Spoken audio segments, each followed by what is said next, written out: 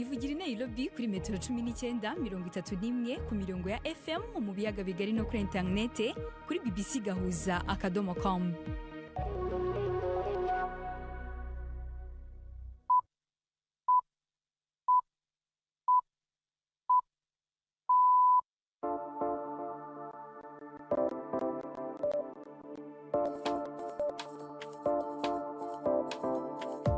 Ni saa moya n'igice z'ijoro i Nairobi, ni saa 12 n'igice z'umugoroba mu Burundi no mu Rwanda. Muri kumwe na Latifa Mutesi. Ibihe byiza bakunze BBC Gahuza Miryango, mbe izi zimwe mu ngingo z'ingenzi amakuru yacu agiye kwibandaho.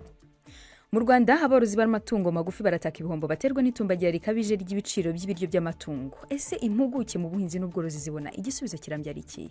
Korora ziriya saa zitanga ibiryo by'amatungo zitanga proteine, icyo ni ikintu kidufasha ko bizasimbura amakonsantre n'ibindi bintu tuvana hanze. Naho mu Burundi hasigaye hari urubyiruko rwigisha ijambo ry'Imana mu mvugo y'abagenzi itandukanye n'isanzwe ikoreshwa. Iko biri ubu uri muri twara abasumba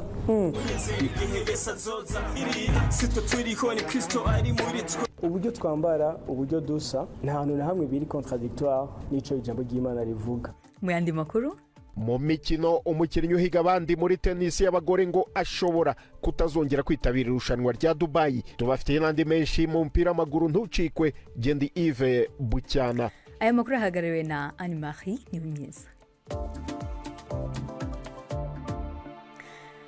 Mbere gutangira amakuru twabateguriye kuri uyu mugoroba ku buryo burambuye, mugenzi wacu Jean Dasibundi Mundi yadutegura amakuru agezweho hirya no hino. Ishyirahamwe mpuzamakungu riraho amasoko ntanguvu IEA ryasabye amaleta gukora ibishoboka byose kugira agabanye gukoresha igitoro na peteroli no gutera intege abanyagihugu ngo bakorere muhira, hamwe no kugabanya umuvuduko w'imiduga gushika kuri metero 10 ku isaha. Iri shyirahamwe rivuga ko ihungabana mu itangwa ry'igitoro ryatewe n'intambara Leta Zunze Ubumwe za Amerika na Israel ziherutse gutanguza kuri Iran ritari bigere ribaho mu mateka y'isi. IEA isaba kandi abantu kwirinda gufata ingendo z'indege aho bishoboka. Ibiciro by'igitoro byaraduze cyane kuva aho Iran igeragereje kuyihora Amerika na Israel mu kugara umuhora wa Hormuz usanducamwo ibice 20% by'igitoro gikoreshwa ku isi. Perezida wa Amerika Donald Trump yise imburakimazi abategetsi b'ibihugu bihurikiye mu ishyirahamwe ryo kwivunira umwasi hamwe OTAN kubera batariko barashigikira intambara Amerika na Israel zatanguje kuri Iran.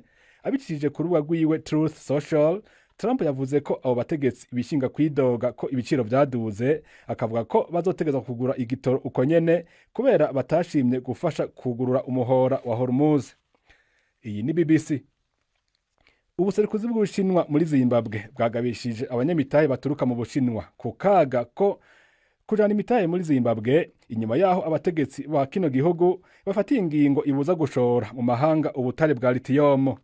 Zimbabwe ni kimwe mu bihugu bitanu vya mbere Ubushinwa buguriramwo mwene ubwo butare. Iri soko rikaba riherutse guhungabana bitewe nuko mu kwezi guheze izo nzego za Zimbabwe zahagaritse ibikorwa byose bijanye no gushorera mu mahanga ubutare, zigasigura ko birangwamwo amanyanga. Izo nzego zifuza kandi ko hoshirwa imbere kubuhingurira mu gihugu.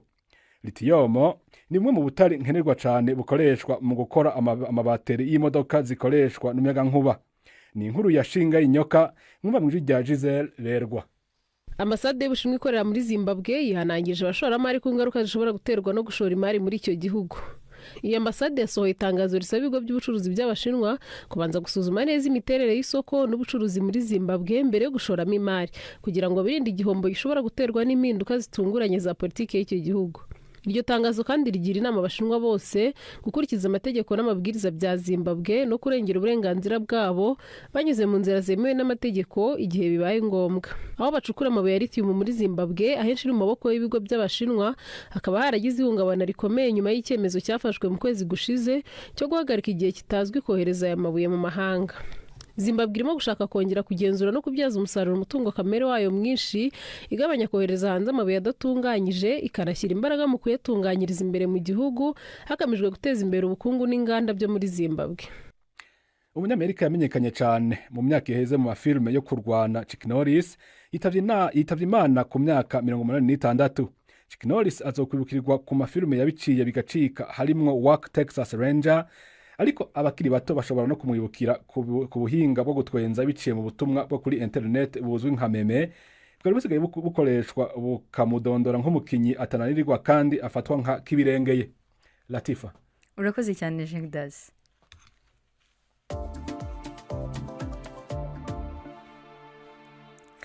Ayo makuru yatangiye ku buryo burambuye. Abaturage ba Iran bijeje umwaka mushya wabo mu bihe bidasanzwe kubera intambara bahanganyemo na Amerika ndetse na Israel. Uyu munsi ufite agaciro gakomeye ku baperesi kuko binjiye mu mwaka w'1405 ku ngengabihe yabo. Kuri ubu abasaga 3000 bamaze guhitanwa n'iyi ntambara n'abandi benshi bavuye mu byabo.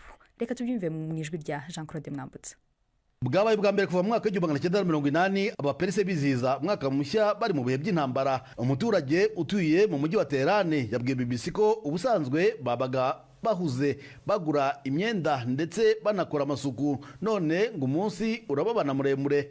Undi muturage yavuze ko abaturage bari kubura imirimo kubera iyi ntambara ndetse ko anahangayikishijwe n'ibikorwa remezo by'igihugu byangizwa nayo. Avuga ko afite impungenge ko nta kintu kizasigara gihagaze muri Iran kandi ko yikanga ko iyi yaba inshuro ya nyuma yijije uyu munsi wa Nowruz ari wo mwaka mushya.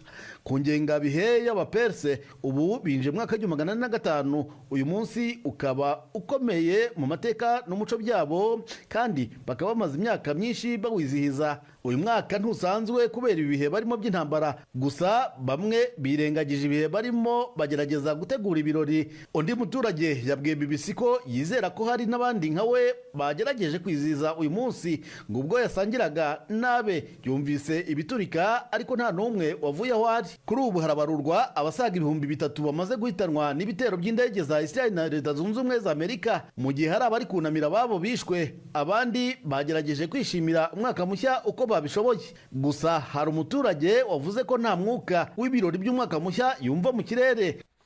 Jean-Claude Mwambutsa arakoze cyane. Mu Rwanda hari urubyiruko rwatangiye korora amasazi n'iminyorogoto nk'igisubizo cy'ibiryo by'amatungo ndetse n'ifumbire nziza y'imborera. Ibi babikoze nyuma y'uko aborozi b'amatungo magufi cyane cyane inkoko ndetse n'ingurube batangiye gutaka ibihombo baterwa n'ibiciro bihanitse by'ibiryo by'amatungo. Ni inkuru ya Yves Bucyana. Uko ibiciro by'ibiryo by'amatungo n'ifumbire mvaruganda bikomeza kuzamuka, niko n'icyizere cy'aborozi n'abahinzi kigenda kiyoyoka.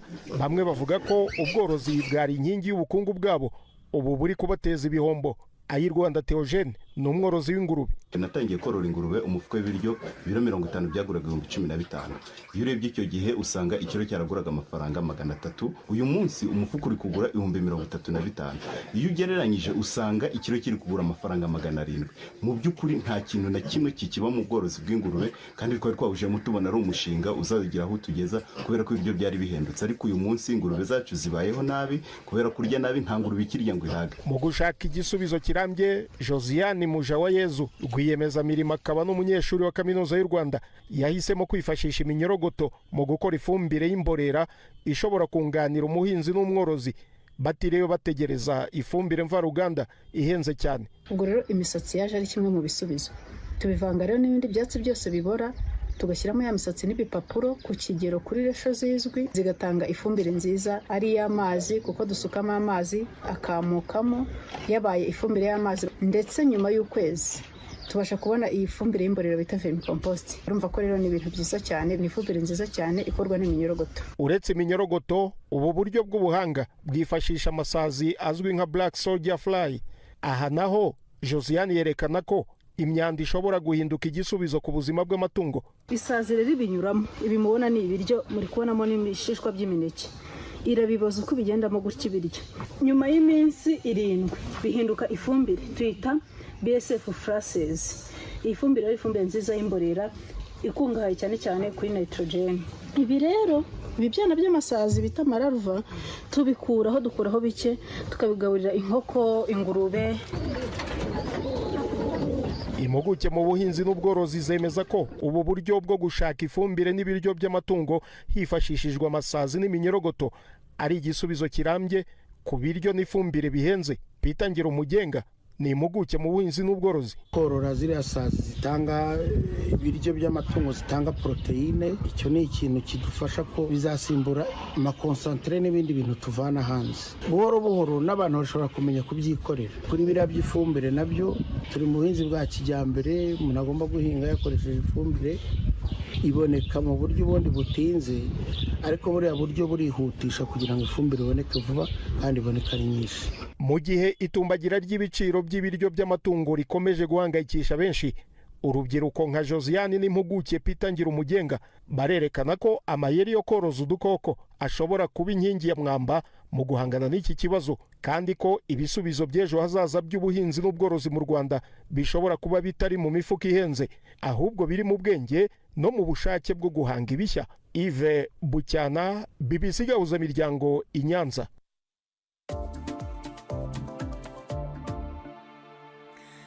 Dukomeje n'aya makuru, abantu 18 bapfiriye mu manuka y'ubwato muri Comoros barimo abarundi n'abanyekongo bari mu bwato butwaye abantu hafi 50 bwerekezaga mu kirwa cya Mayotte nk'uko ibinyamakuru muri Comoros bibyemereza. Iyo nzira isanzwe ikoreshwa n'abimukira bashaka kwinjira kuri icyo kirwa cy'Ubufaransa bavuye mu bihugu bimwe na bimwe bya Afrika. Benjamin yo kwizerwa arakomeza. Iyo mpanuka yabereye hafi y'umwaro wa Mitsamuli mu majyaruguru y'ikirwa kinini cya Komore, ahubwo bwato bivugwa ko bwatereranywe n'abambutsa abantu mu ijoro hagati yo kuwa gatatu. Ikinyamakuru Gazette gisubiramo Minisiteri y'Ububanyi n'Amahanga w'icyo gihugu kivuga ko abapfuye ari abanyekongo 15 n'abarundi 3. Radio RFI ivuga ko mu bapfuye harimo umwana w'imyaka 3. Abaturage batabaye ubwo bwato ahagana saa 6 z'ijoro babasha kurokora abantu bagera kuri 30 nuko bajyanwa mu bitaro bya Mitsamuli. Abaturage bava mu bihugu byo mu karere bafata ingendo zica muri Tanzania bagafata amata bageza mu birwa bya Komore mbere yo gufata yandi abageza mu kirwa cya Mayotte kigize imwe mu ntara z'Ubufaransa za kure yabwo, aho baba bizeye inzira yoroshye yo kugera i Burayi. Ubwo bwato bwarohamye mu ijoro ryo kuwa gatatu. Ibinyamakuru muri Komore bivuga ko abari baburimo bari baragezeyo bavuye Dar es Salaam muri Tanzania. Dukomereje mu Burundi, urubyiruko rukoresha uburyo bushya mu kwigisha ijambo ry'Imana, uburyo butandukanye n'ubwari busanzwe bukoreshwa mu yandi madini. Mu materaniro no ku mbuga nkoranyambaga, urubyiruko rukoresha imvugo yumvikana kandi ihuye n'urungano rwabo twita abagenzi. No kubijyanye n'imyambarire ntibakoresha amakanzu cyangwa costume bisanzwe bimenyerewe kubigisha ijambo ry'Imana. Indirimbo zo kuramya no guhimbaza nazo ziri mu njyana ya rap. Mugenzi wacu Patrick Waso yasuye aho bahurira mu mujyi wa Bujumbura maze dutegurira inkuru ikurikira. Dawidi umunsi umwe yarakuze igafi yishe umuntu aranasambana, hagera igihe Imana iramubwira ati peti tusizoyane ibihano ibi bitatu ihitiremo iki. Aha si mu rushengero, ni mu kibanza kiberamwo amanama mu hoteli imwe yo mu gisagara ca Bujumbura. Iki kibanza cyakubise kiruzura, aho abakiri bato baharugwa mu majana bariko bumviriza ijambo ry'Imana. Bamwe mbere barahagaze kubera babuze aho bicara. Ikitamenyerewe nuko buno butumwa butangwa hakoreshejwe imvugo itandukanye n'iyabandi bavuga butumwa. Ni imvugo y'ugwaruka go mu gisagara. Dawidi nako kari clever, karacibwe karazi umutima w'Imana. Kati yo hasha ushaka gupfira mu maboko yawe. Imana yarumvise kwa sebwa cyake none iki gipeti narinzi ngomba ndagitature zawa none igomba gupfira mu biganza byanje. Aloro kibiganza byanje ari byo. Uno munsi uriko aravuga ubutumwa yitwa Ezekiel Ndayihimbaze, ariko benshi bamuzi ku izina rya Prince Mushindi. Uretse ko Mushindi ari umuvuga butumwa, ni n'umuririmbyi, arasohora indirimbo ziri mu mudiho wa rap ariko zihayagiza Imana. Niko biri ubu uri muri twara basumba sitwe turiho ni Kristo ari muri twe bavyanga bavyemera ariko niko biri. Cyo kimwe na bamwe mu rundi gwaruka ruri muri iki kibanza afise umushasi wa madreds, yambaye ibutura ku ishati y'ikoboyi, akaba yafunguruye ibifungo. Musi naho hakabonekayo agapira kera n'imigufu. Ubwanwa yabusongoye, akagira n'amahereni ku matwi. None ubwo ibi si igihushane n'ijambo ry'Imana? Prince Mushindi aratanga inyishu. uburyo twambara uburyo dusa nta hantu na hamwe biri contradictoire n'ico ijambo ry'Imana rivuga. Rero kuri twebwe rimwe na rimwe outfit iba n'igikoresho kugira dushikira abantu bameze nkatwe bambara nkatwe kuko rero nk'abantu benshi bataje mu ma eglise kubera batigera bitora. Hirya gato hicaye Regis Barigume batazira Big Zoe n'umuvuga butumwa umugenzi wa Prince Mushindi yambaye inkofero iraba inyuma. Uyu nawe asanzwe aririmba umudiho wa rap aradusigurira ico bashimikirako muri aya makoraniro. N'ubutumwa bwiza bw'umwuzuzo bwo kuzuza abantu n'Imana, n'ubutumwa bwiza bwo gusubiza hamwe mwana w'umuntu n'Imana bari baratandukanye basubire hamwe. None iryoba ari dini rishasha? Tugunda kuvuga yuko twe tutari dini, twe turabana b'Imana. Mu gihe hari abatabona neza uburyo bushasha bwo kuvuga ubutumwa, Big Zoe yifuza ko botahugwa. Hamye hari ico kintu cy'uko urungano rushasha ruje umenga ruje kugora ruhasanzwe. Nimba atadutahura mbwa akaba yashaka kudutahura basa baradusengera. Imana izomuhishurira. None ugwaruka gwitaba irivuga butumwa ruribona gute? Turi muri generation itigeze kubaho, turi muri Gen Z, turi muri style n'ubundi abantu mutamenyereye, donc n'inyigisho zitegezwa kuba adapté à ce que generation y'u itegezwa kuzumva. Amahera nanje ndayafise mugabo ntace bingira. Twebwe imisi yose tuba twumva umenga umuntu aza kuvuga ijambo ry'Imana n'umuntu aza kuba yambaye costume mugabo abari ikimenyetso cerekana yuko Imana ishobora gukoresha wambaye ikabutura. Uko ibihe bigenda niko n'isi igenda ihinduka. Ibujumbura, Patrick Waso. Mugenzi wacu Patrick Waso arakoze cyane. Reka dukomereze mu makuru y'imikino twateguriwe na Yves Bucyana. Imikino kuri BBC gahuza miryango.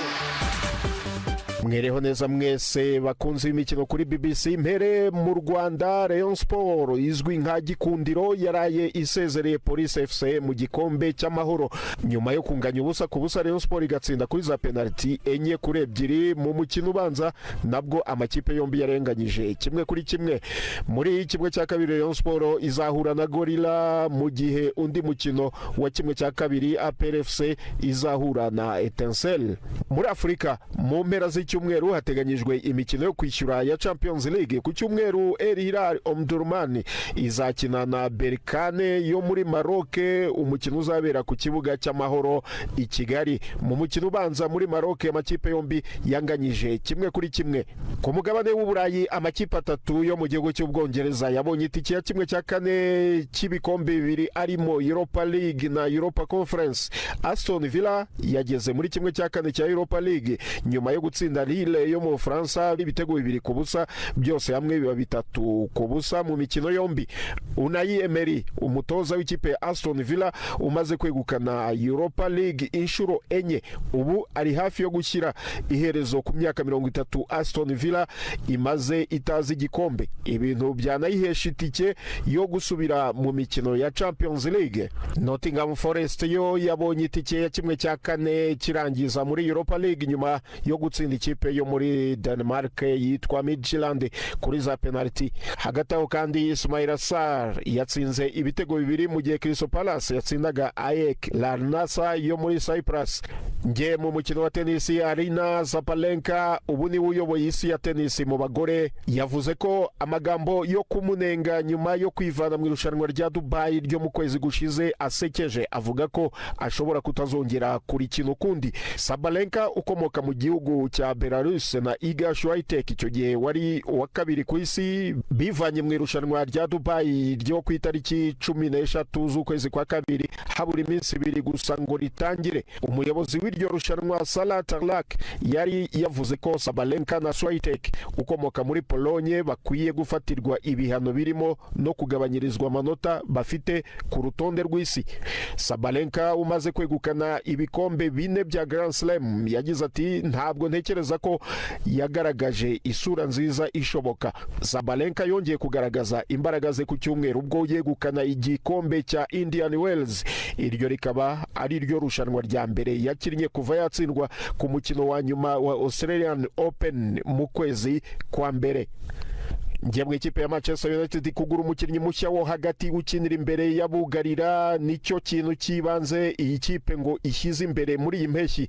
Elliot Anderson, Carlos Baleba, Adam Wharton na Sandro Tonali bose ni abakinnyi bifuzwa kugira ngo basimbure Casemiro ugiye kwerekeza ahandi kuko amasezerano ye arangirana n'iyi shampiyona. Nkivuga kuri shampiyona y'Ubwongereza, iyi Manchester United nyine muri iri joro iri kwa Bournemouth mu gihe hateganyijwe n'indi mikino myinshi ejo kuwa gatandatu. Ayo niyo y'imikino nabateguriye. Gendi Yves Bucyana. Imikino kuri BBC gahuza miryango. Ive Bucyana harakoze cyane mu makuru y'imikino atugejejeho mu kiganiro cy'imvo n'imvano cyo ku munsi w'ejo. Intambara ya Leta Zunze Ubumwe za Amerika, Israel na Iran iracyakomeje, ingaruka zayo zatangiye kugaragara hirya no hino ku isi ndetse n'intego yayo igenda ihinduka. Abategetsi benshi ba Iran bamaze kwicwa ndetse n'inganda zitunganya ibikomoka kuri peteroli mu bihugu byo mu kigobe cy'Abarabu zikomeje kuraswaho. Iyi ntambara kuri uyu wa gatandatu izinjira mu cyumweru cya gatatu. Reka tubasogongeze muri mwe mu bizaba bikubiye mu kiganiro cyo ku munsi w'ejo. Iyi ntambara ikitumbereye kivugwa n'abayobozi b'Amerika no kugira ngo umugambi wo kugira ibitwaro bya kirimbuzi cyangwa se ibitwaro bya ruhonyanganda ya Iran iburizwemo. Mbega undi mugambi Amerika ifite mu kujya muri ntambara nuko Iran yakomeje gukora ziriya ntwaro zitwa misile, ikaba yanakoraga izo ntwaro kugira ngo abashaka kuyitera be kubishobora kubera ko izafite misile zikomeye. Ikindi cya gatatu ni uko bashaka ko buriya butegetsi buhinduka. Reka tuje kwaze no muri Afrika y'Epfo asanzwe nawe nyene yigisha kuri kaminuza i Pretoria. Iyo ntambara kandi ikiragira ingaruka mu bihugu bitandukanye ku isi harimo na Afrika hamwe n'akarere kacu. Zeno, iyi ntambara nko muri Afrika abantu bayibona gute? Hariho ibihugu bitari bike byo muri Afrika byahisemo guhora no kuterekana aho byeganiye, kiretse igihugu cya Afrika y'Epfo cyayerekanye ku mugaragaro yuko gishyigikiye Iran.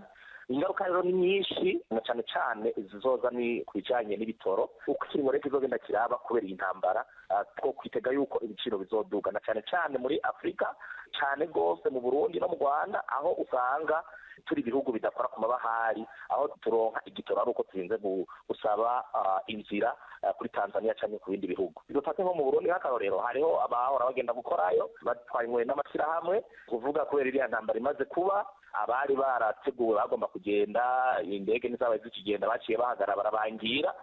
Hanyuma hariho n'abariyo bategeza kugaruka kubera indege ziba zishugaye, n'icyo gihe ntibiborohera ko bagaruka. Uruhombo rero novuga yuko ni intambara usanga yafekse hafi ibihugu byose byo ku isi. Mareka tuje kwa Ambasaderi Sare Habimana asanzwe azobereye ibibazo vya hariya mu Barabu. Mwega mubona ingene Iran iri kirifata muri iyo ntambara byifashe gute? Ese ko umuntu yovuga yuko ejaho bukera bashobora gukura ubutegetsi bwa Iran hama hakaza ubutegetsi bwemewe n'abanyamerika na Israel? Iyo ugiye gukemura ikibazo, ukemura ikifite ku meza none ahangaha, utagiye mu mizi y'ikibazo ushobora kubona umuti udakwiye.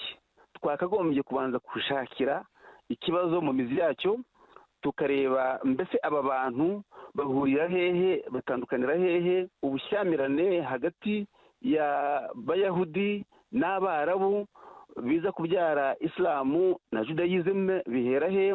Ibyo utari wabimenya neza ngo umenye intandaro y'ikibazo neza, ibyo wakwibaza byose burya ubushakira umuti mu kirere. Numva rero kuri nge kwibaza gukuraho ubutegetsi bwa Iran utabanje kumenya inkomoko yabwo byo byaba bikomeye. Ntimuzacikwe rero, ni ku munsi w'ejo kwa gatandatu. Reka dufate akaruhuko gato, turagaruka mu kanya.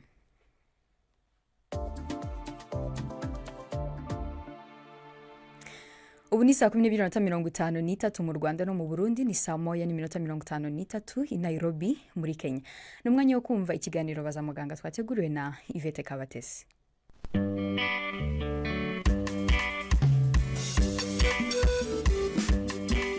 mwiriho neza. None turabagezaho igice cya kabiri kuri kanseri ya prostate yibasira abagabo. Kuba ubu burwayi bukunze kugaragara kenshi bituma bunavugwaho byinshi. Muri byo harimo ko kudakora imibonano kenshi bishobora gutera ubu burwayi. Ese byaba ari byo? Turacyari kumwe na muganga Innocent Nzeyimana mu bitaro MBC. Koko birahari, hari ubushakashatsi buhari, nta nubwo ari gukora imibonano mpuzabitsina kenshi, ahubwo ni ugusohora kenshi. Ndetse ubwo bushakashatsi bukavuga ko gusohora inshuro nibura 21 mu kwezi bishobora kugabanya ibyago byo kwirwara ugereranije n'abasohora gakeya. Ariko ntabwo navuga ko ari ubushakashatsi buhagije, ahubwo haracyakeneye gukorwa ubundi bwinshi. Ni gute iyi kanseri ya prostate ishobora gukomera ku buryo yakwangiza ku buzima bw'umuntu? Itera ibyago bikomeye, ariko iyo itamenyekanye ku gihe ngo ivurwe ku gihe, kuko nubwo ari kanseri ibaho kenshi, ifite abantu benshi, ikanica benshi, ariko ni kanseri ibasha gukira ndetse inagenda gake. Ntabwo ari kanseri yihuta cyane, keretse kubo yafashe ari bato munsi y'imyaka 50 aba afite ibyago byinshi ko yaba iri ikomeye, mbese iri aggressive. Ariko iyo yatinze kumenyekana ntivurwe ku gihe itera ibibazo bikomeye, harimo bimwe navuze byo kwangiza urutirigongo, hakabamo kuriya kuva amaraso yihagarika, hariho kuba yavunika amagufa, nubwo kuriya ijya mu magufa niba ari yo mwitako, bituma yoroha, hanyuma umuntu akaba yayavunika byoroshye. Iyo nabwo imaze kugera kure ishobora kubangamira kugira ubushake bwo gukora imibonano mpuzabitsina, ariko akenshi biterwa n'uko itamenyekanye ku gihe, ntivurirwe ku gihe. Kanseri ya prostate iravurwa. Uko ivurwa biterwa n'urwego iriho. Iyo hakiri kare abantu bashobora no kuyireka bakayikurikirana, nta muti batanze, nta kindi gikozwe, ariko bagakurikiranira hafi kugira ngo niyongera bayivure hakiri kare. Ariko kubera ko hari amahirwe ko hari igihe itakwiyongera, abantu bakaba babireka kugira ngo hirindwe ingaruka ziterwa no kuyivura. Hanyuma iyo ihari iri ku rwego ruringaniye, bigaragara ko iri ku rwego rukeneye kuvurwa, hari uburyo bwo kuyibaga. Kuyibaga ni ugukuramo prostate, umuntu akaba akize burundu. Ikindi ni by'abantu bakunze kwita gushiririza cyangwa radiotherapy, nabwo ni uburyo bushobora gukoreshwa kandi ukayivura igakira neza. Hanyuma iyo iri ku rwego rwisumbuyeho cyangwa yararenze kuri prostate, habaho uburyo bwo kugabanya ko yihuta. Hari imiti yabugenewe ihari umuntu afata bigahagarika imisemburo y'abagabo, anariyo ituma kanseri ya prostate ikura. Iyo abantu badashoboye kubona iyo miti, dushobora no gukuramo udusabo tw'abagabo tw'intanga. Iyo udukuyemo, ubwo ukuyeho nibura 90% y'isoko y'imisemburo, umuntu akaba yamera neza, ariko bitavuze ngo yakize. Abantu bagwaye iyi kanseri ya prostate bakwitwara bati? Ni ukwivuza neza. Twanahera gukangurira abantu muri rusange kuyisuzumisha badategereje ibimenyetso. Ubundi inama bari kujya kuyisuzumisha guhera ku myaka 50, ariko abafite amateka yo kwirwara mu muryango gahera ku myaka 45. Ni ikizamini cyoroshye gikorwa cy'amaraso, abantu bakamenya ko ufite ibyago byo kwirwara, hanyuma bagakora ibindi bizamini biyemeza bikanagaragaza urwego iriho. Uwamaze rero kuyibonwamo akaba yirwaye, mbese no kubahiriza amabwiriza atangwa na muganga uri mu gukurikirana. Innocent Nzeyimana, umuganga wita ku ndwara zifata imiyoborantanga, arakoze kudusobanurira kuri kanseri ya prostate. Muramukeho. Reka dushimire mugenzi wacu Yvette Kabatesi. Ikiganiro baza muganga nicyo kitugejeje ku musozo w'amakuru twabateguriye kuri uyu mugoroba. Gusa mbere yo gusoza, ariko twongeye tubibutsa ingingo z'ingenzi amakuru yacu yari yibanzeho. Twababwiye ko mu Rwanda aborozi b'amatungo magufi bari gutaka igihombo baterwa n'itumbagira rikabije ry'ibiciro by'ibiryo by'amatungo, ndetse kandi twumvishe nicyo impuguke zibivugaho. Naho mu Burundi twumvise urubyiruko rwigisha ijambo ry'Imana mu mvugo y'aba Gen Z itandukanye n'isanzwe ikoreshwa. Twabibutsa ko mushobora no kudukurikira ku mbuga nkoranyambaga zacu zigiye zitandukanye, Facebook na X BBC Gahuza Miryango, ndetse na website yacu bbcgahuza.com, kuko tudufiteho inkuru nyinshi zigiye zitandukanye. Kuri munsi dufiteho inkuru ivuga ko icyamamare muri filime Chuck Norris yapfuye ku myaka 86, nkajya kuri website mugasoma. Dufiteho n'inkuru ivuga ko Trump yisaba abafatanyabikorwa ba OTAN abanyabwoba. Dufite inkuru ivuga ko yo muri Australia ivuga ko minisitiri w'intebe yavugirijwe induru yinjiye ku musigiti kuri uyu munsi w'Irayidi. Mwari kumwe nanjye Latifa Mutesi, naho kwanga bw'ibyuma twari kumwe na Sharon Geruto. Haya makuru yarahagarariwe na mugenzi wacu Anne Marie. Niwe mwiza, mukomeze mugira ibihe byiza.